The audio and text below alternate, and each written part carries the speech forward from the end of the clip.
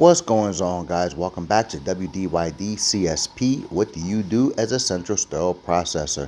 All right, guys, you see it, and I hope you can guess it, but we're going to go ahead and manually clean a flexible endoscope, more specifically, a large diameter scope. Quick little disclaimer here, this scope is a non-functioning scope. It is only used for educational purposes, so it would never be patient ready. So we'll just go through this process here over and over again with the same scope. I want to go ahead and show you this manual process. There's no automated flushing pumps here. Everything will be done manually, as manual as I can get with it. We are going to process this in a 2-bay sink, as this is the common setup for most endoscopy suites or reprocessing departments for flexible endoscopes.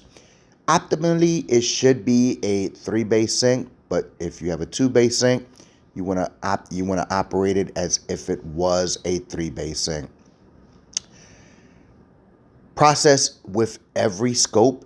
In between each scope, you should clean and disinfect your bays. Now, I'm going to say that again because we often kind of forget about the cleaning part. We should clean and disinfect our bays before each scope process. If you have a disinfectant wipe that is not approved to be a cleaner, you need to get a cleaning detergent or a cleaning product, because cleaning is the removal of soils. Disinfecting is the removal or the destruction, minimizing of microorganisms. It is not the same thing. So make sure that we clean and disinfect your bays.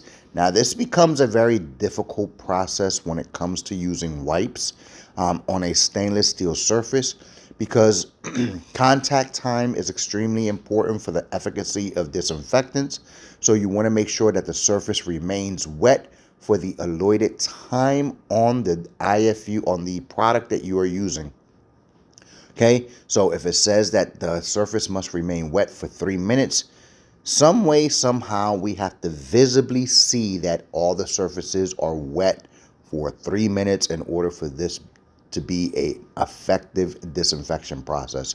So very difficult to do, or you can just wipe for 3 minutes consecutively. Just keep taking out enough product that you're wiping for 3 minutes. Okay, we do the best we can in this field, so this is one of the hard ones to really comply with. All right, next you want to go ahead and first step in the manual cleaning process is leak testing, but we've already leak tested the scope. I've done that in a separate video for you guys so that I can kind of cut down on time. So let me just explain. If we're using a 2-bay sink and you're going to leak test, wet leak test, the first bay is going to be filled up with cool water, and you're going to, well, it can be, cool water, and you're going to leak test your scope in the cool water. Okay, you don't want to use hot water because, again, if there's soils on there, you don't want to coagulate those soils onto the surface of the scope. So cool water, it can act as the initial rinse as well. But if you're doing a dry leak test, you're going to dry leak test your scope. The first bay is going to be filled with warm water. The temperature of the detergent's IFU is going to guide you there. So whatever that temperature is, and then you're going to fill that basin up with detergent. So fill your basin up with water first to the height or the gallons that you established within your facility, and then add your detergent in there. The second bay, or the last bay, is always going to be your final rinse with the quality of water laid out by the IFU of the scope. All right, so we have several accessories here that we're going to require for manual cleaning. We have our disposable brush here. This is your lumen brush. We have a disposable sponge, and everything for each scope has to be brand new. You can't reuse one product for the next. We're going to use a couple different syringes here because the IFU kind of lays it out like that. So I'm going to go ahead and prep myself up here. So I'm going to open up one syringe that I'm going to require during the initial cleaning of this scope. And then I'm going to open up my channel brush. And this channel brush here is specific. I'm going to do a little promoting, even though this is not my product. And I'm going to say I am a little biased with this product because it's actually a very, very good product. And I suggest everyone should try and use this brush. This is called the Super Dart brush, and we'll talk about that in a few seconds. All right, so we're going to go ahead and place this scope in the solution. But before we do that, we want to remove all accessories if accessories have not already been removed. Okay, so that includes the air water cylinder buttons and the suction buttons. And if you have any biopsy port covers, we're going to take that out. All right, we are going to lightly coil our scope here. If you have one of those newer fancy sinks that allows you to stretch your scope out, that's actually even better. I've never used one before, and I've seen it when I first seen the design. I was kind of thrown back by it because it looks like you have to reach over one to get to the other. But that is the best way to honestly clean these devices. Now that we submerged our scope, we want to prime our channels, okay? Priming your channels means that you want to get that detergent into those cannulas, into those lumens, okay? Because while it's under there, okay, if there's any air pockets in those cannulas and lumens, it's not going to be loosening up all those soils. And this is not officially the soaking time, but it is soaking, right? We're going to be actively cleaning in a few seconds, but this is actually counting towards the soak time. We want those detergents to start working immediately. And then we're going to go ahead and grab our sponge, give it a couple squeezes, and we squeeze it to get all the solution into the sponge and remove as much air pockets as we can.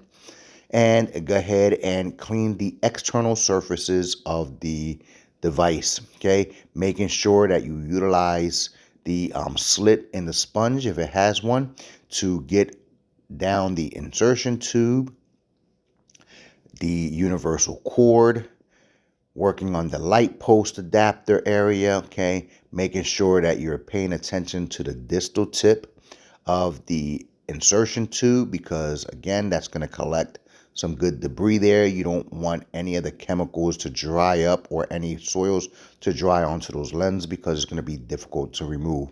Okay, give it nice firm pulls and getting all the surfaces because, again, this is a 3D device, right, or 5D or whatever you want to call it. It has multiple areas and angles, so you want to make sure that you're wiping both sides, just not the top of the device. You want to keep it under the surface of the water as much as possible to avoid aerosolization of any of the microorganisms or splashing of the water, you know, to get all over the place. Okay, you want to get that. Okay, all right, we're done with our sponge there. Now it's time to clean these channels, and this is where the Super Dart brush system comes into play. If you guys never heard of this product, you guys really need to check this out. Okay, I was actually pretty amazed on it. I'm rarely moved by many products out there. I'm very skeptical when it comes to new products that come out there because I think that sometimes the testing isn't sufficient in the field. But this product was given to me almost a year ago, and shown to me almost a year ago, or probably less than that. And I tried it out on this scope here after been sitting in storage for almost 7 years, and it was a validated product. The validations show that, you know, after one pass, the amount of cleaning that's done in one pass is significant. Okay, important thing when using this brush is that you wet the brush prior to using it because it's a two-sided brush, right? The one side has your traditional bristles with the protected tip, and then the end has what I call the fish tail, or little bladed bristles at the end. And it also has a squeegee system.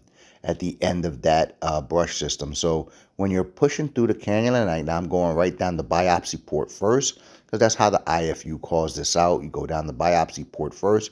It's going to exit out of the distal tip or the insertion tube. You're going to wipe off that little brush, and then you're going to pull through. This is a pull through brush system.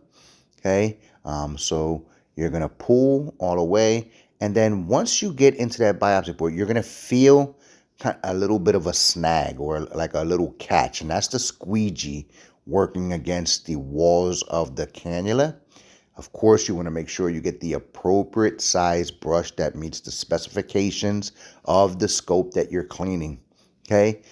As the squeegee is pulling the soil through, the little tail, the fishtail end of the brush system is sweeping away the particulates and the small particles at the end of the brush. Now, I did this with one pass because, again, this is a scope that's only used for educational purposes.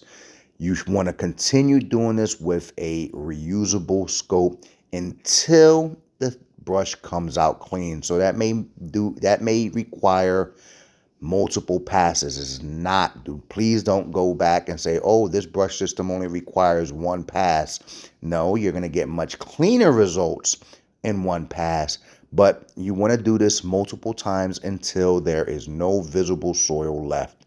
Okay, next we're going to do this air water channel, this cylinder here. To note on this specific scope, there are two entry points here. One is at an angle, and one is straight down into that cylinder. So I'm doing the one that's angled. The angled channel is going to again exit out of the distal tip of the insertion tube. And this one takes a little bit longer. So this is a longer path. You see, when I went down the biopsy channel, it was almost immediately and pretty quick. This one takes a little bit of time to get to that distal tip.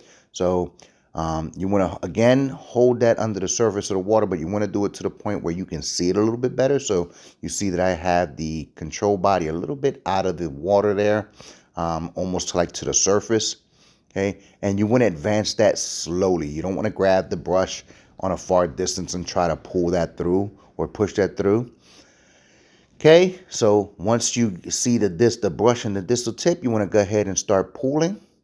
Okay, and again, nice, short, slow strokes, nothing fast. You're not trying to start a lawnmower here, guys. So nice and slow. Okay, once that squeegee gets into that channel, you're going to feel the resistance. You're going to continue pulling nice and slow. Again, you want to make sure you use this on a scope that is not damaged, because if that squeegee gets caught in there, or even the brush gets caught, that's the downfall with pull-through brushes. If you push through and it gets caught in there, there's no way to back this brush out. Okay, so make sure you're using the right size brush and that is not a damaged lumen or cannula. All right, so now we're doing the straight, the cannula area that is straight there. Again, I take it out of the water so that I can see a little bit better, because even though this isn't this isn't tinted water or tinted detergent, it actually is a little bit difficult to see through moving water. So you want to go ahead, and again, this is for educational purposes so that you can see what I'm doing. Very difficult to see that under the surface of the water and show you guys properly. Now this one here is going to go straight down. Now this does not exit the distal tip of the insertion tube. It actually exits the suction cylinder on the light adapter portion of the scope. And again, this one takes some time to get to the end there. And as you can see, it exits. Now, you don't want to start pulling here. This one's a little bit of a harder pull. You're going to continue pushing through until enough of the brush exits. And then you want to go ahead and grab that end and then start pulling. Okay. Nice slow strokes again. All right. And then slowly start pulling on the opposite end there. There you go. Once that squeegee catches, you're going to feel the resistance again, and that superior cleaning action that this brush provides. I'm telling you, it's not like no other brush that I've ever used. It actually is a very good product that I think every endoscopy suite should give a try.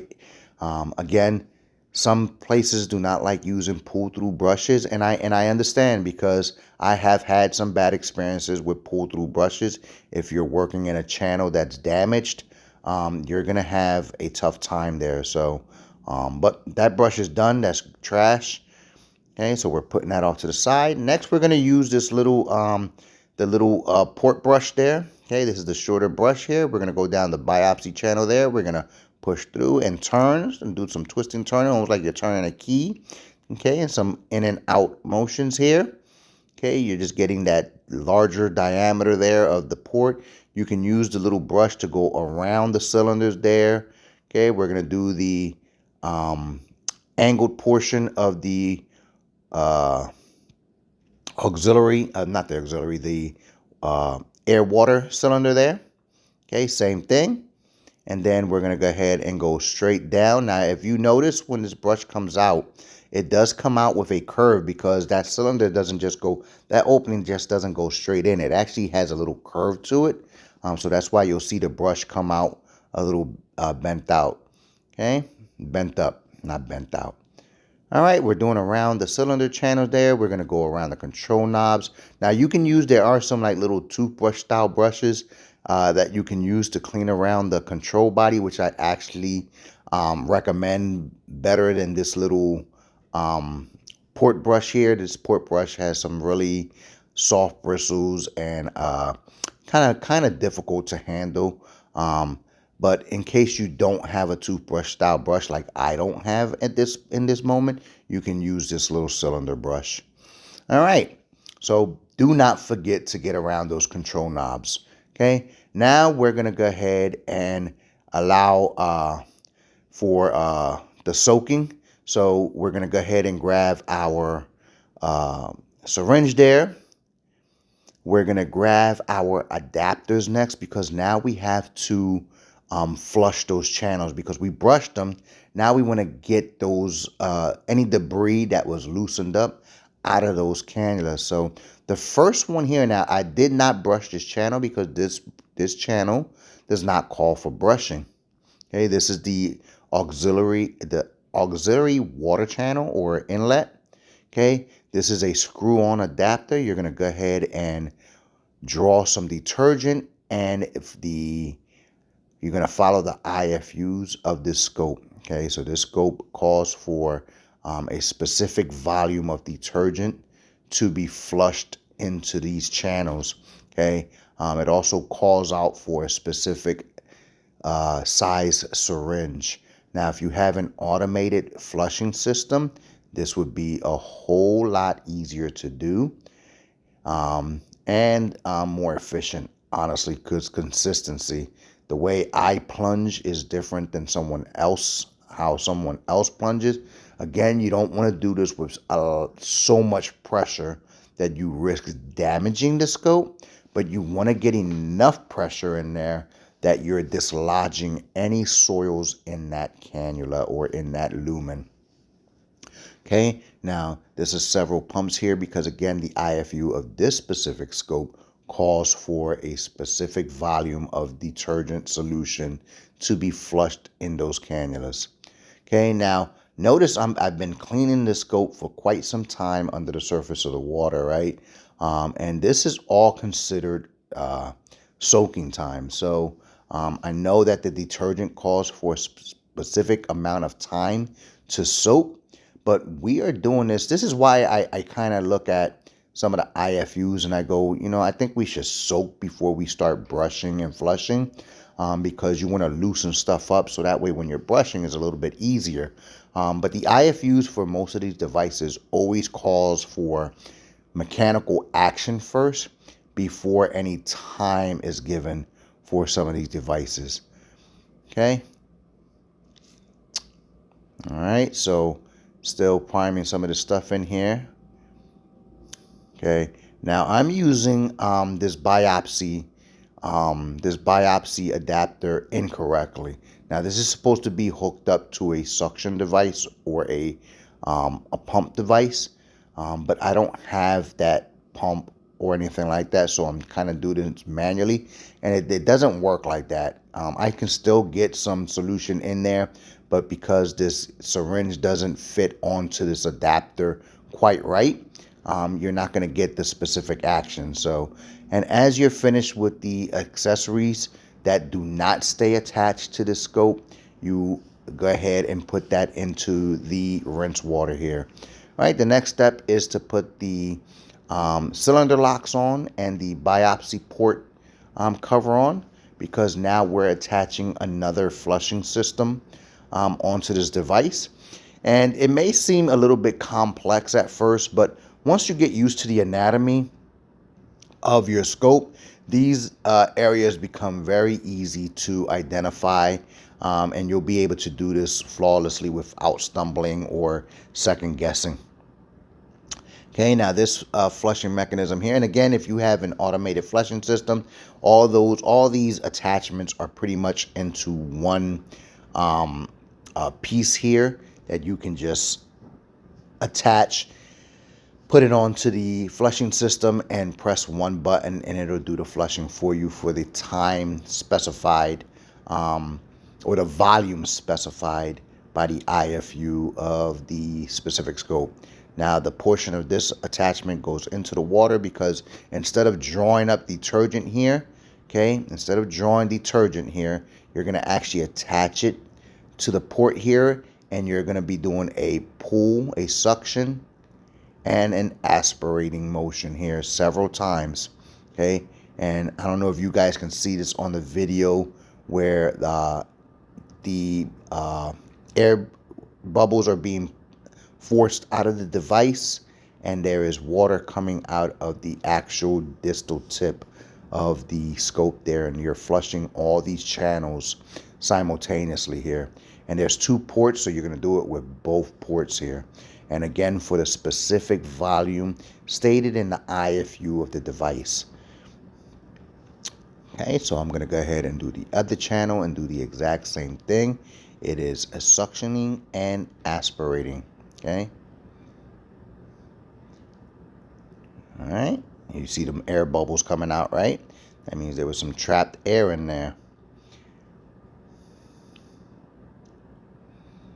All right, and that's why you lock out the cylinders there and the biopsy port so that you can get a good pressure behind the flushes.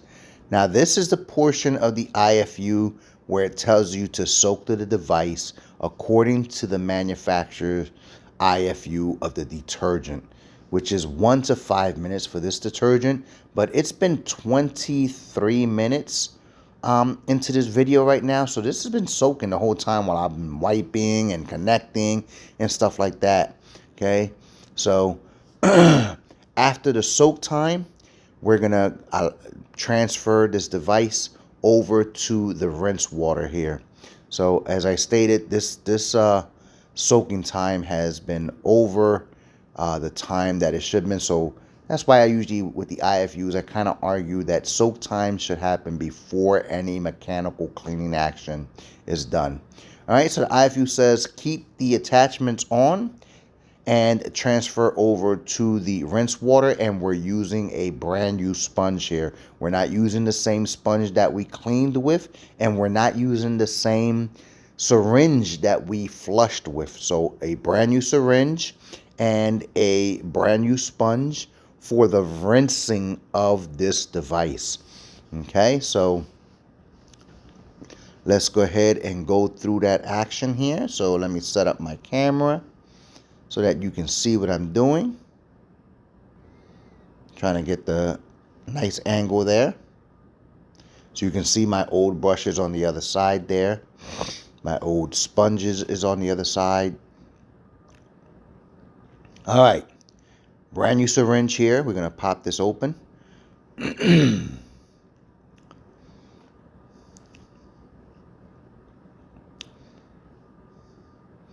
And we're going to go ahead and place that into the water. Get rid of my trash. Okay.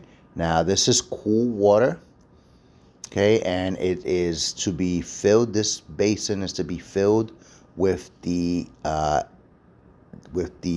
water, the optimal water stated by the IFU of the device. So if it requires critical water, that's what you should be using, whether it's reverse osmosis, deionized or distilled water used for rinsing.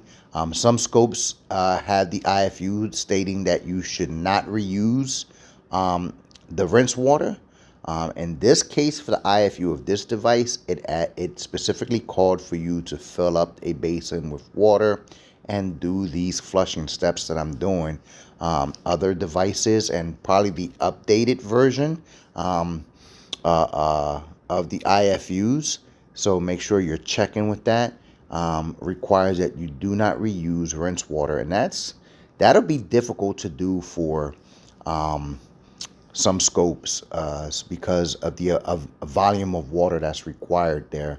But this is just the same thing that you were doing with detergent, with flushing. You're doing it now with rinse water, with clear rinse water here. Okay, so we're drawing and we're flushing. Okay, and as you can see, it is exiting. Okay, the device here. Okay.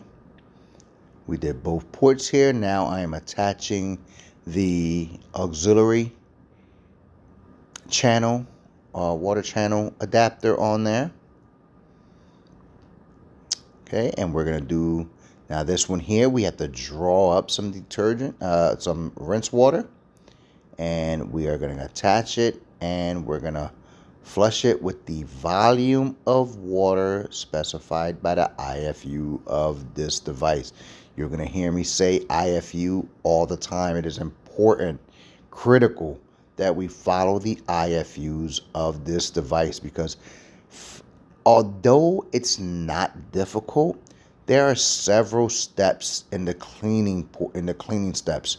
There are several steps in this cleaning and rinsing of these endoscopes. And if you do not get all the detergent out of these channels, if you do not get all the soils out of these channels, disinfection is going to be impossible, and you run a risk of harming the patient with any residual detergent left in these channels. Okay, it's going to interfere with the disinfection process, the sterilization process, and with the care of the patient. So make sure that you're following these IFUs as closely as possible. We want to say that we're that we are following them to the T.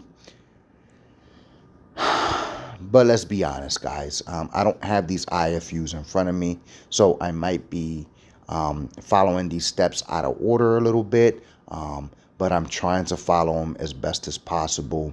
Again, doing this manual process without automated flushing. Again, if you have an automated flushing system, this is going to be a lot more effective and more you're going to manage your time a lot better. Okay. Now we're going to again keeping the attachments on. We're going to wipe down the surface of the device here. Again, we are removing loose soils and detergent. This is the purpose of this rinse here. Okay, we're not cleaning the device. Even though we are still cleaning, we're now rinsing, removing anything that was loosened up during the soak off the surface of the device, as well as removing residual detergent off the surface of this device. And you're just basically doing the mechanical action all over again in the rinse water here. Okay, and you want to do the same thing with the attachments there. So at this point, we are wiping down attachments as well to remove any residual detergent off of the attachments itself. Because the next step, we still not done here. We have to flush all the liquid out of these channels here. Okay, so we can do this by either removing it out of the basin onto a vertical surface there that is aligned with non-linting cloths, and we can do it that way. Or I actually drain the basin there, and then grab another clean syringe, and we attach it to the ends of the attachment here, and we are flushing air through these channels with the same volume of air that we would do fluids, okay? And that is to remove residual moisture out of the cannulas. It's not the drying phase here.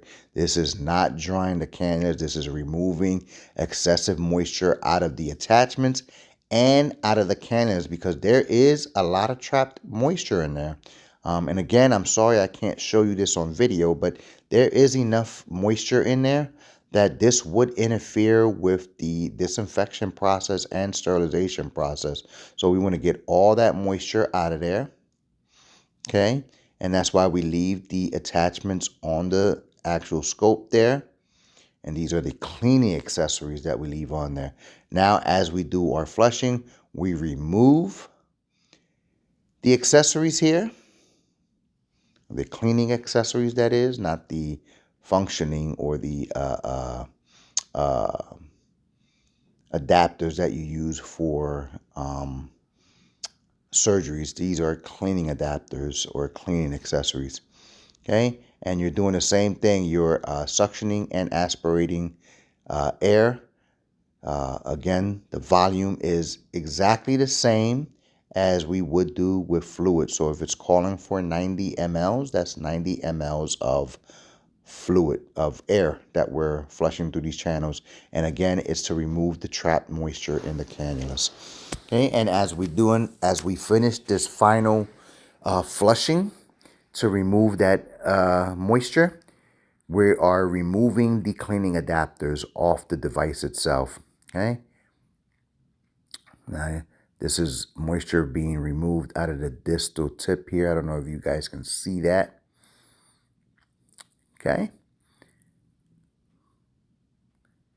Going to remove our syringe there and then take off this accessory here. So, okay. Being careful taking it off the channels there, the suction adapter there. Okay. Taking it off the little water pipe. All right, take those accessories and pull them off to the side there. Okay, last to remove is the channel locks. Okay, push down and away. Okay. And then put on this biopsy port. And again, this one here, again, I'm utilizing this incorrectly, guys. I'm admitting to that right here. But again, I do not have the proper suctioning device for this, okay, to flush out this channel here. So this isn't very effective in doing so. I'm not sure why they made this device the way it did if you're not capable of doing it manually. Maybe because of the size of this lumen would not be an efficient flush with a manual syringe. So that's the only thing I can think of. But yeah, I utilized that incorrectly, but I wanted you guys to get the picture of how this is done. Okay, next we're going to go ahead on a nice clean vertical surface here. I'm going to line that with a non-linting cloth there, or a non-linting liner. Okay, at this point, I want to remove my gloves.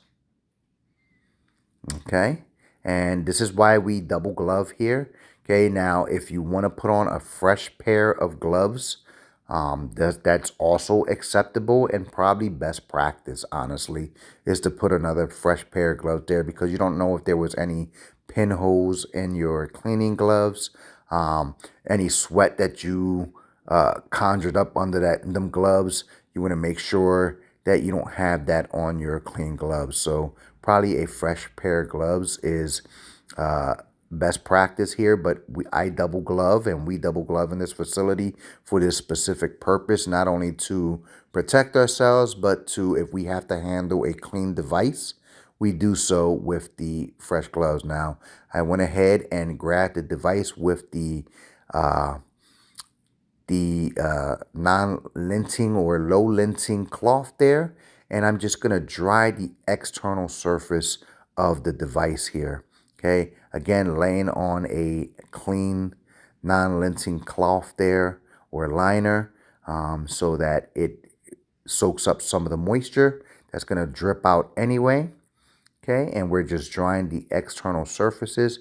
We're not going to dry the internal surfaces of this device because I'm going to leave that for another video, because that one is an interesting one that we want to pick apart on the IFU as well as what the standards state.